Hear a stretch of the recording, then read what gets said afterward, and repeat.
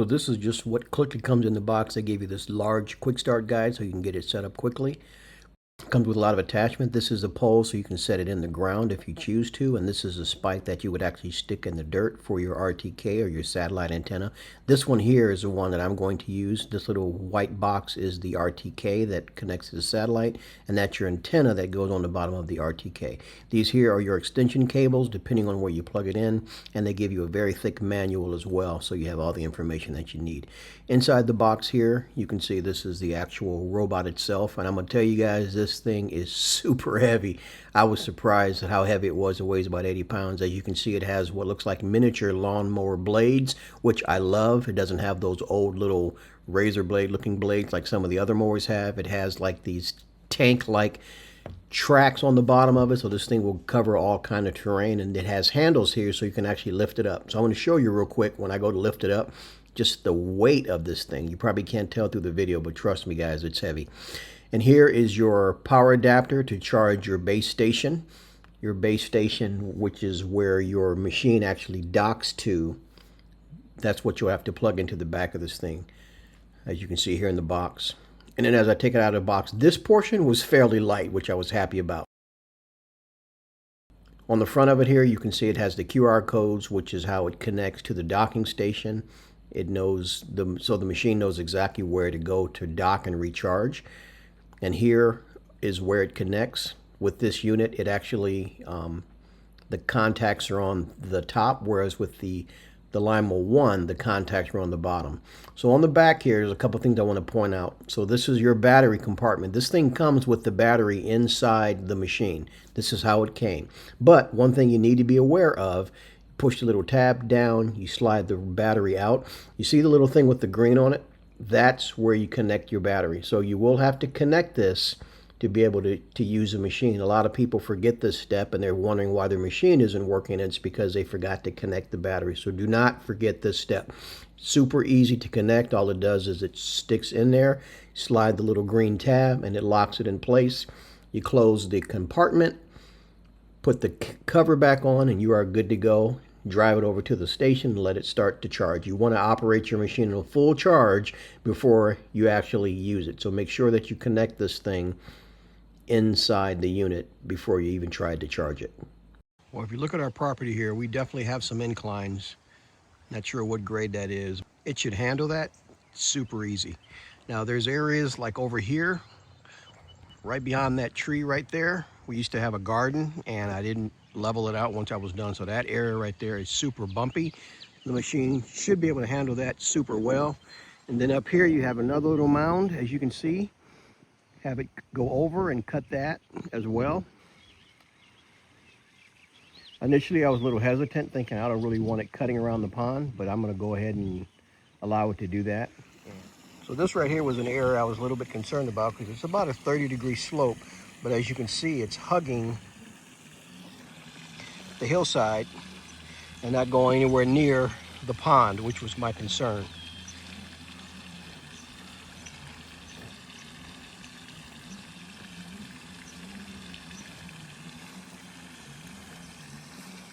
So normally I wouldn't cut the grass in the rain, but as you can see, we just marked this area right here off as a no-go zone, and the robot is actually cutting around this mulch bed instead of driving through it.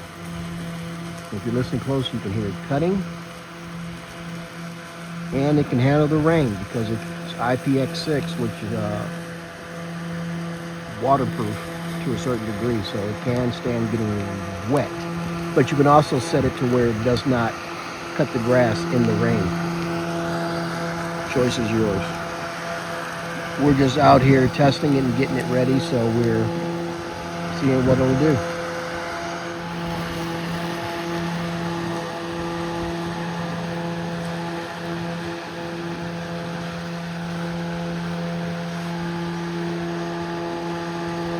Let's stop right where the zone ends. As you can see, that's the end of the zone. So it's smart enough to know it cannot go past that area. Doing its 3-point turn.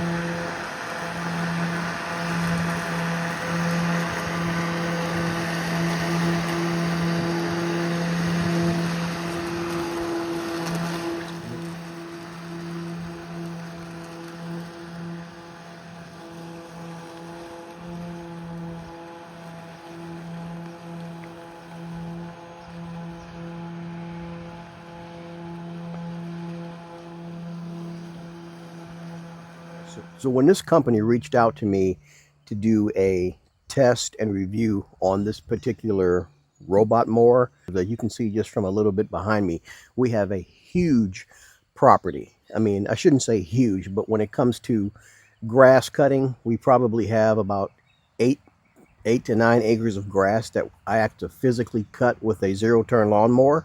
And as long as I put this off, I was hesitant to even think about getting one of these robots. But I'm telling you, now that I've got it, I love this thing. I'm actually thinking about buying 2 or 3 more so we can have them all cutting at the same time. I don't have to worry about losing 7 hours every week during the cutting season of my life to be able to get back to doing other things, because I have other projects around here I'd like to get done. I just don't have time, because every week, like clockwork, I'm buying gasoline and I am sitting on that mower for 6.5 to 7 hours. And that's not even including weed eating. So again, just want to talk to you about some of the features of this mower. The first thing I wanted to note, when I first took it out of the box, this sucker is heavy, which is a good thing, because from what I understand, this thing comes with a solid aluminum frame. So this is very well constructed. And I'm telling you, this thing weighs about 78 pounds. It's pretty heavy. So we're just going to talk about some of the features that are built into it that I like about it compared to some of the older mowers that I had looked at in the past.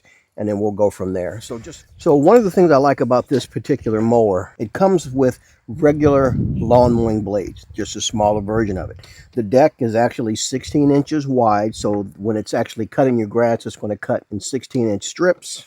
It also has a suction system built in, so as it's mowing the grass, it actually sucks like a vacuum, pulls the grass straight up so that these cut even more evenly. But if you look at any of the videos of the old lawnmowers that they were making, robotic lawnmowers, they would have like a disc, and it would have like what looked like little razor blade. They work, but nowhere near as well as this thing works. So these here, as you can see here, these wheels here allow your deck to float over the ground. Now, my particular property is not very level, so there are areas where there are ruts. I have a tractor over there in the barn, and during the wet season, that tractor has created some ruts that I haven't filled in yet. And I'm telling you, when I hit it with my zero turn, I feel like I'm riding over a bumpy road. But what's nice about this, if you set your deck to cut at a certain height, let's say you set this deck to cut at 3 inches, you can actually adjust the height automatically through the phone app, where it actually adjusts the height of the mower anywhere from 1.2 inches up to 4 inches. So depending on how you want your grass cut, the height, you can actually do this. And what's nice about it is because it has these floating wheels here, no matter what rut it goes through, it will continue to cut at the level that you set it at, which is awesome. I can't even do that with my zero turn. So you don't have to worry about scalping your yard or anything like that during the cutting season. Another thing that's nice about it is, as with any other mower that has like lawnmower blades, eventually you will have to replace these or sharpen them, which would be very easy to do, like with a flap disc. You just have to take the bolt out, sand it down a little bit to get it sharp again, put the bolt back in, and you're good to go. Also, you'll notice on the front of this thing, it has a bumper. The bumper will actually, if it hits something, like say for example on my property, as you can see behind me, I have trees on my property. So say for example this thing wasn't acting correctly and it bumped into the tree, it triggers it to stop and to go around it or turn around and then come back and cut that little portion of grass. That red button. So I want to stand in front of it right now and see what it does. It should stop. You have an AI vision is picking me up. I jumped out of the way so it wouldn't mess up my cut, but then it continues on. So the AI vision built into it, it detects in real time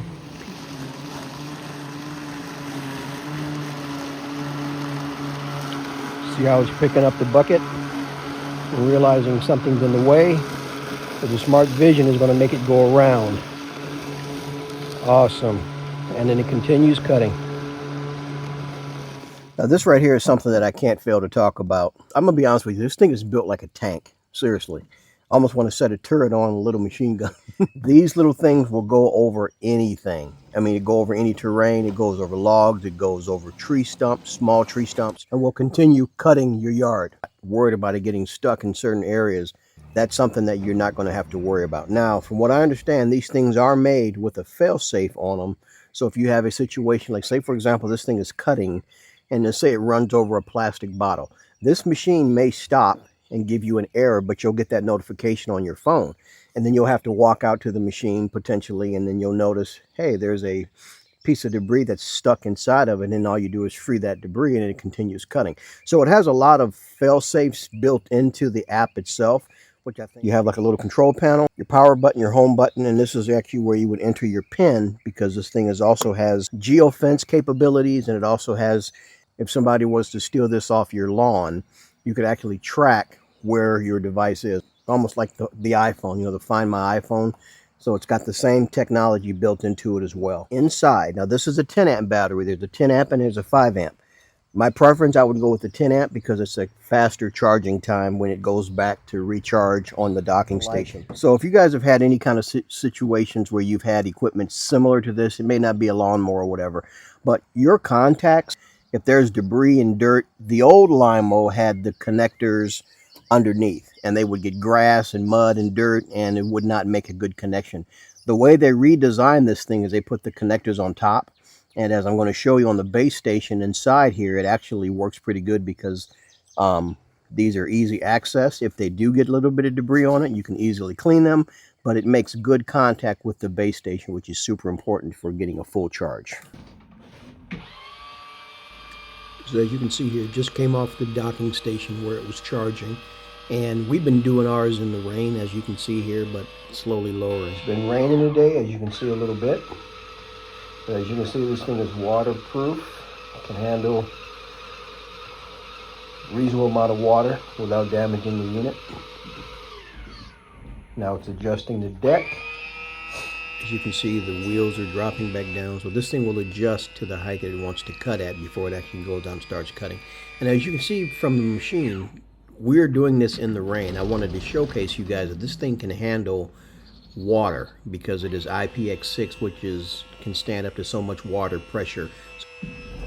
But some of the best features about this particular unit is you can definitely tell it is durable, it is strong, and it is well made. Okay, this thing can take a punishment, keep on ticking, as they say. As you can see here, it has handles on the side, so if you need to lift it up. And like I said before, remember, this thing weighs about close to 80 pounds, so it's heavy. I remember when I was bringing it out here, because we have this in our little building right here, which I'm going to show you in a minute. And I had to walk it about 50 yards. It kicked my behind walking it over here, but I got it over here.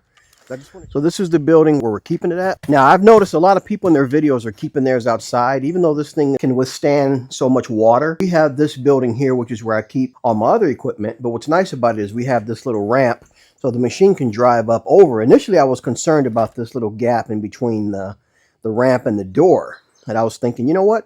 This thing can just drive right over that, which it can. We ended up putting our base station over here. I used 4 screws and I bolted it. And then I have it going out of the roof. And as you can see, we have plenty of open sky here. But this is where I ended up putting the RTK because it's super important where it binds.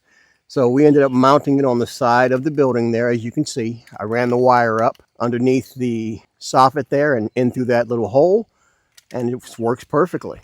And what's nice about it is this is a 20-acre property, but the part that I actually cut is probably about half that, a little less than half. But I'm going to have to map all that down there by the pond, that little mound right there on the inside of the pond, and even over there. So it's going to be quite a bit of zones I'm going to have to map, so it's going to take me some time. But I'm actually looking forward to it. This should be fun. Just the fact that I won't have to spend 7 hours a week cutting this property has got me super pumped. It has a camera function where you can actually see on your app how this thing is cutting. But if you look at it, you can actually see the progress. The little black dot moving is the mower, and it's showing you as it's cutting what parts still need to be cut and what part it's already cut. As you can see, the green is what it's already cut. And we were just discussing the little triangle that you see, that the machine should be smart enough to go back and identify what was not cut and finish that section. So when you're completely done, all that area in that zone should be green, showing you that it has completely cut that entire zone.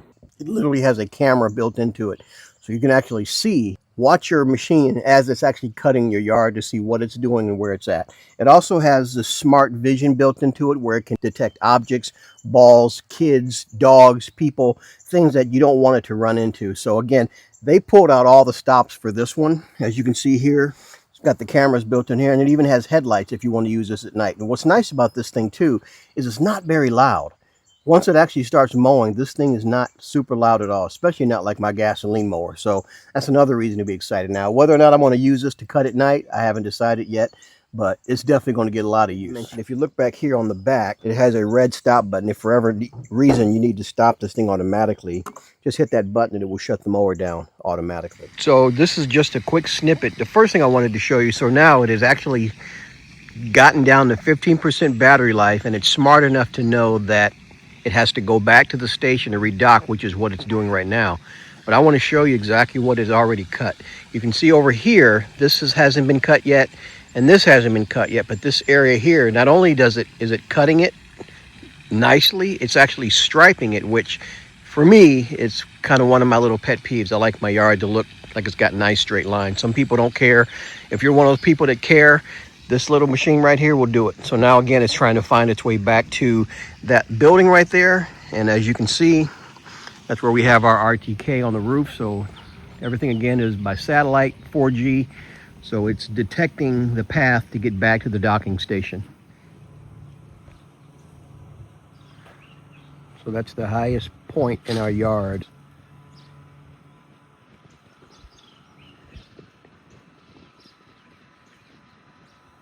A plus 30-degree slope. As you can see, it's starting to come downhill now.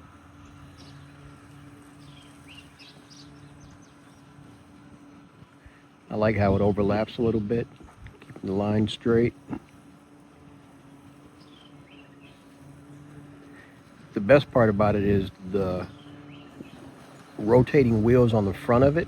We have a lot of divots and dips in our yard. As you can see, the mower is bouncing. It actually doesn't scalp your yard. It kind of keeps it cutting evenly. It's looking good already. So one quick thing I want to mention before I jump off here is where you're somebody that suffers with allergy issues from like pollen, and whether it's grass or trees, the things that get down in your grass, your full-size mower is kicking all that stuff up and it's just filling the air. My wife has a hard time even stepping outside onto our back deck when I'm cutting the grass because her allergies can't take it. And it affects me as well, which is one of the reasons I liked having this machine, because not only does it create very little to no thatch, this machine actually cuts small clippings and cuts them fine, and it mulches it. I mean, I'm not seeing any thatch anywhere like I get when I use my large mower. Pushes. Stops right where we set the boundary, turns around, continues cutting.